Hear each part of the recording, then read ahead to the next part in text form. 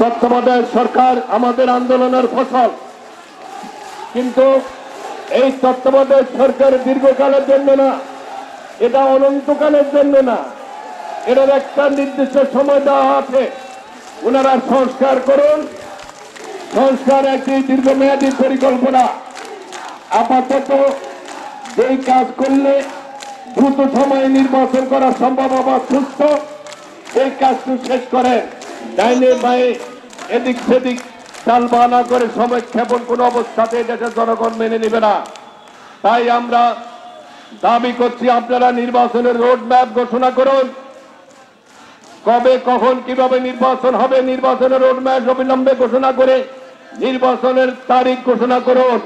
আপনাদের নিকট, এই তত্ত্বাবধায়ক সরকারের নিকট আমাদের যে এক্সপেকটেশন, আমাদের যে আশা, সেটা আপনারা পূরণে ব্যর্থ হচ্ছেন। পুরাপুরি ব্যর্থ হওয়ার আগে নির্বাচনের রোড ম্যাপ দিয়ে একটা সুস্থ নির্বাচনের করে জনগণের প্রতিনিধি হাতের কাছে ক্ষমতা হস্তান্তর করুন।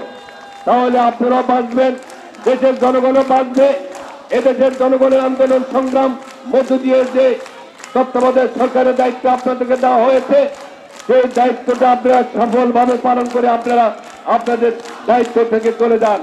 জনগণের প্রতিনিধি জনগণের দায়িত্ব নিবে, জনগণ জনগণের প্রতিনিধি নির্বাচন করবে, জনগণের সাথে তাদের সম্পর্ক, এটা হচ্ছে বাংলাদেশের। এই কারণে আপনাদেরকে আমরা দায়িত্ব দেওয়া হয়েছে, আপনাদেরকে আমরা সমর্থন করছি।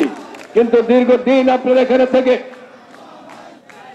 ক্ষমতা থেকে, এখানে বিভিন্ন রকমের এক একটা উচিত এক একটা ইস্যু তৈরি করে বাংলাদেশের খোলা পানিতে যাতে করে কোনো নতুন ষড়যন্ত্রের সৃষ্টি না হয়।